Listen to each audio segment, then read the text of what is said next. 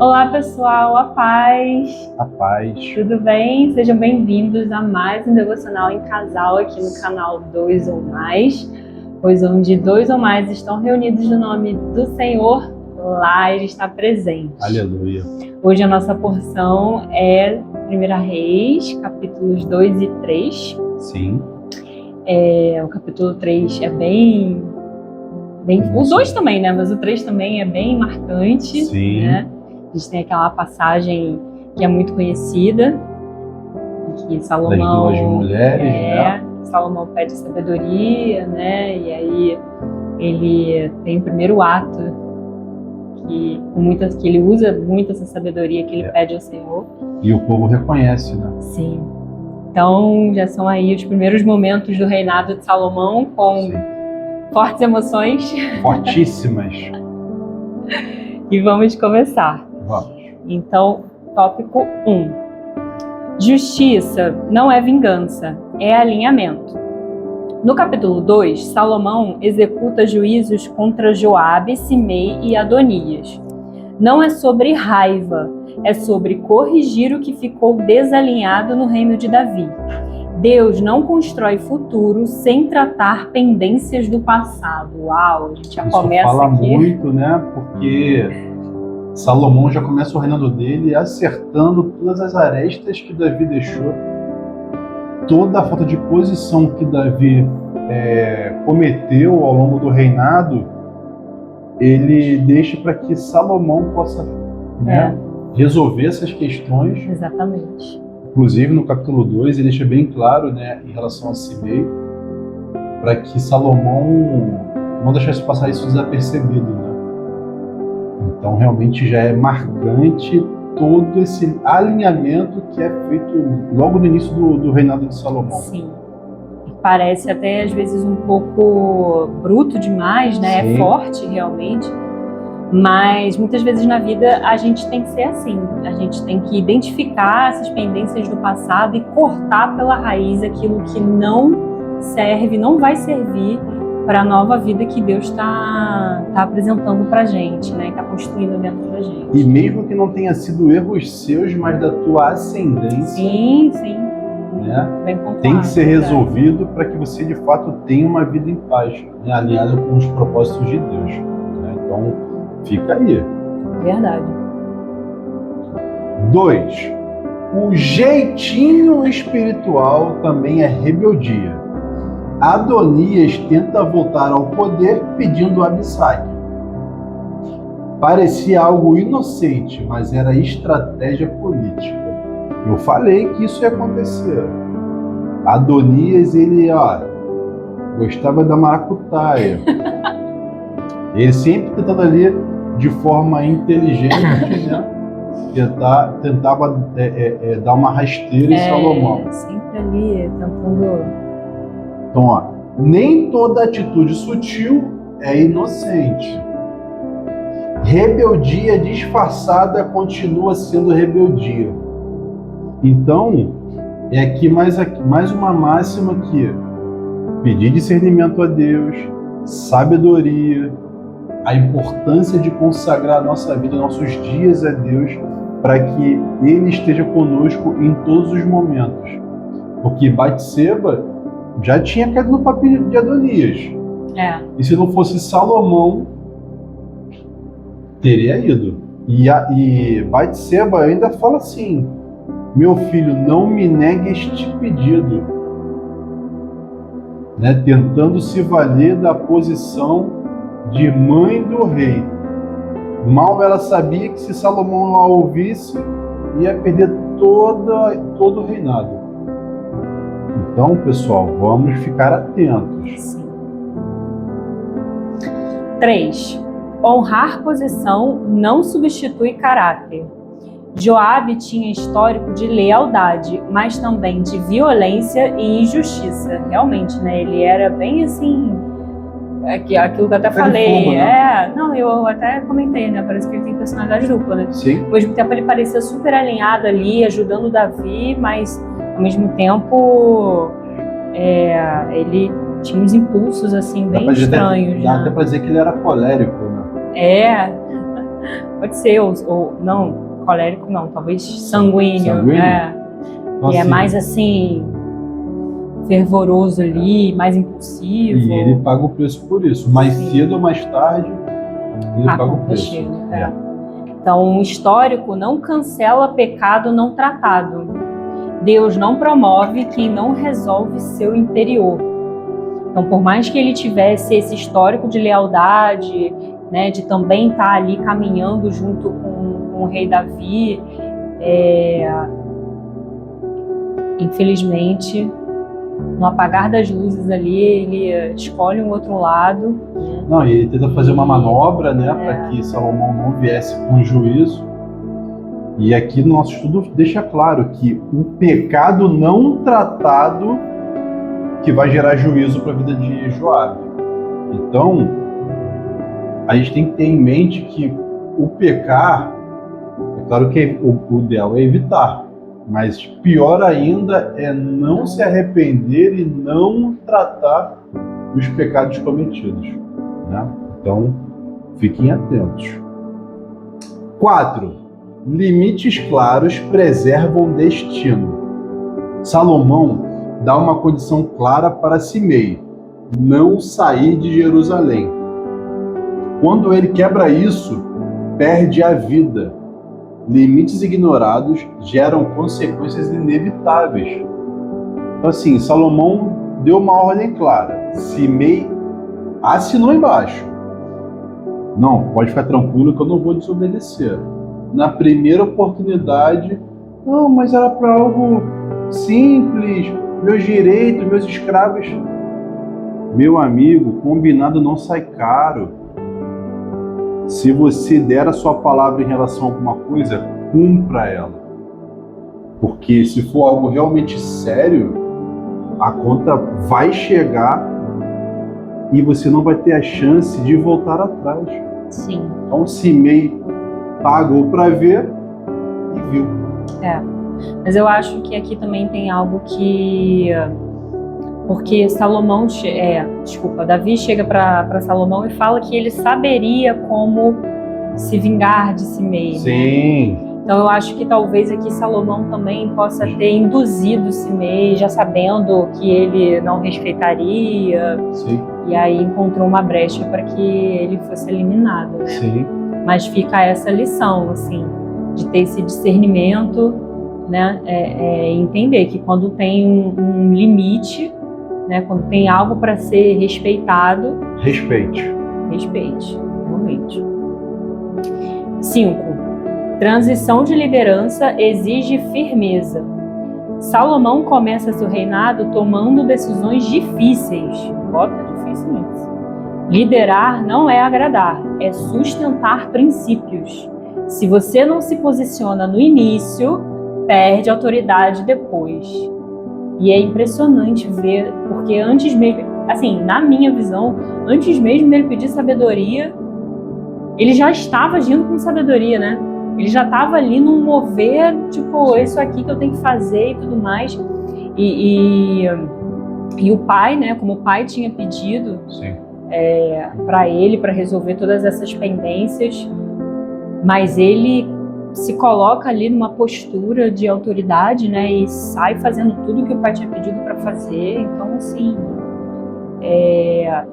tem muitas coisas que não vão ser fáceis da gente decidir em nossas vidas, né? Sim. Mas é posicionamento, gente. E o líder que tenta agradar a todos não agrada ninguém. É posicionamento, por mais difícil que seja. Exatamente. 6. Deus se revela a quem o busca com sinceridade. No capítulo 3, Salomão vai a Gibeão e oferece sacrifícios. Ali Deus aparece a ele. Deus responde entrega genuína. Antes de pedir algo a Deus, mostre que Ele é a prioridade. Aqui não tem muito o que ser dito. Tem muito, essa passagem é simples muito assim. clara. Deus ele vai enxergar o teu coração. Se as tuas palavras falam uma coisa e o teu coração diz outra, Deus ele vê o coração. Então não tente dar uma de malandro, não tente enganar a Deus. porque nós não vamos conseguir, né? Exatamente. E aí, nos próximos tópicos, a gente vai ver isso, né? Sim. 7. Sabedoria é mais valiosa que poder. Salomão não pede riqueza nem vitória, pede sabedoria. Isso revela maturidade espiritual e quem pede certo recebe além. E aí a gente entra naquela máxima, né? Primeiro o reino de Deus e sua justiça. E todas as demais coisas lhe serão acrescentadas. Então ele teve assim uma entrega e foi de coração. Não foi porque ele queria parecer bonzinho para Deus. Que também não adianta. Você fala, não, eu vou pedir e tal, mesmo porque eu quero que Deus me veja. Não, Deus sonda corações. Ele sabe exatamente qual é a sua intenção. E mais do que pedir sabedoria, foi sabedoria para governar o teu povo. Exatamente. Porque poderia ser sabedoria para saber responder todas as coisas, para poder ganhar conhecimento. Não. Exatamente. Foi para governar o povo de Deus. De Deus. Exatamente. Não foi uma sabedoria para dentro, foi uma sabedoria para fora. Para fora, para exercer o propósito, né? Exatamente. Então, assim, ele pediu sabedoria, um pedido muito sábio. Com certeza. 8. O pedido revela o coração. Deus responde: porque não pedistes riqueza. O conteúdo da sua oração revela quem você é. Muitos não recebem mais porque pedem mal. Por exemplo, irmão, irmã, se você estiver solteiro, até os detalhes da sua futura esposa ou esposo, Deus vai ouvir, e você pedindo bem, Deus vai te dar. É no detalhe.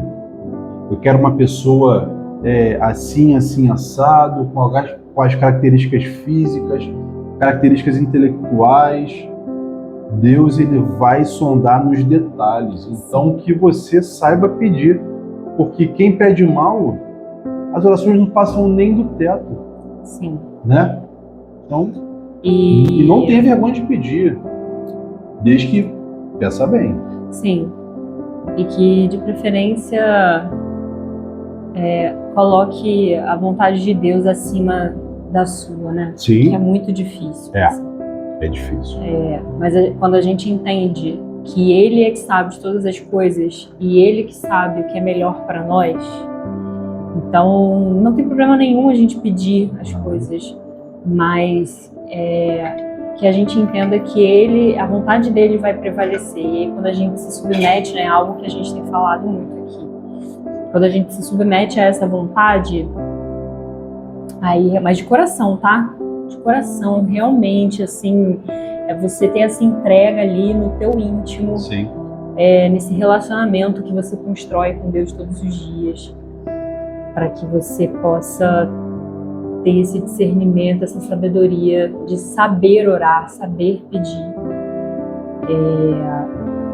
E aí as coisas vão fluindo, né? E muitas vezes, dependendo até da maneira como a gente pede, o que acontece muito, né? Porque Deus sabe tanto o que é melhor pra gente, que às vezes a gente pede uma coisa que acha que já é muito, já acha que é o melhor, que é maravilhoso pra gente, e aí Deus vai lá e dá além, surpreende, dá mais ainda, quando Ele sabe que é uma coisa sincera, sabe que é algo que realmente vem do coração, que é algo que está priorizando o propósito. Ele faz além, gente. Verdade. Acredite. Construa um relacionamento através da oração. Entregue o coração de forma sincera. Coloque em Deus o propósito de Deus acima das coisas. E assim, Ele vai fazer muito mais do que vocês imaginam. Verdade. 9. Discernimento espiritual resolve conflitos complexos. O julgamento das duas mães mostra a sabedoria prática de Salomão. Ele não tinha prova, mas tinha discernimento. E nem toda solução vem de lógica, algumas vêm de sensibilidade espiritual. Eu acho incrível assim, essa passagem, né, das duas mães, eu fico, caraca, o cara foi muito genial. É a chancela da sabedoria dele, né? Sim. E fica conhecido por todo o reino dele. E respeitado, né? Sim. Quase virou uma marca. 10. Quando Deus te dá, ele confirma publicamente. Após o julgamento, todo Israel reconhece a sabedoria de Salomão. Quando vem de Deus, não precisa forçar reconhecimento. Deus valida quem ele levanta. E isso aqui é só para fechar o estudo de hoje, porque realmente, como eu falei, é a chancela de Deus, né? Quando Deus assina embaixo, não há quem se levante contra, né? Exatamente. Visão estratégica, pontos que muitos ignoram. Salomão começou bem, mas aqui já aparece um alerta. Ele se casa com a filha de Faraó, aliança com o Egito. Nossa, eu percebi isso, eu pensei nisso. Egito, né, que o povo ficou escravizado há anos atrás. Isso parece político, mas espiritualmente é perigosíssimo. Pequenas concessões no início podem e normalmente vão virar grandes quedas depois. Porque o inferno ele só espera uma brecha para que de fato faça o plano dele vingar. E a brecha não necessariamente vai ser naquele tempo, pode ser um tempo antes. E, cara, o inferno vai ficar ali só esperando um momento mais adequado. Então, por isso, orar e vigiar a todo momento. Sim. E aí, para fechar com uma reflexão forte aqui, Sim. Deus não sustenta um reino construído sobre pendências, intenções erradas e falta de sabedoria. Então, isso aqui resume, né, esses dois capítulos, o 2 e o 3, brilhantemente. Sim. A gente já começa a ver aí a trajetória de Salomão, né, com grandes impactos, mas tem umas brechinhas ali para a gente ficar atento. Vamos aguardar os próximos capítulos. E não é à toa que Salomão escreveu 2 livros importantíssimos da Bíblia, né? Que é o livro de Eclesiastes e o livro de Provérbios.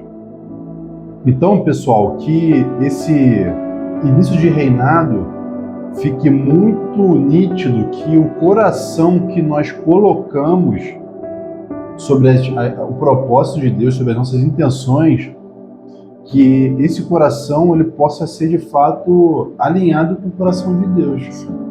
Porque tudo que nós pedimos de forma clara, objetiva, alinhado com as coisas de Deus, né, Deus vai ouvir e ele vai honrar, se claro, se estiver nos planos dele. Né? Sim.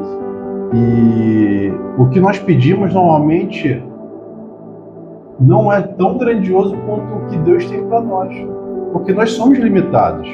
Agora, Deus ele é ilimitado. E pessoal, nós vamos estar aqui amanhã. Não deixe de curtir, de comentar, de compartilhar, porque isso ajuda demais. E nunca se esqueçam que onde há 2 ou mais reunidos em nome dele, ele estará presente. Amém. Shalom!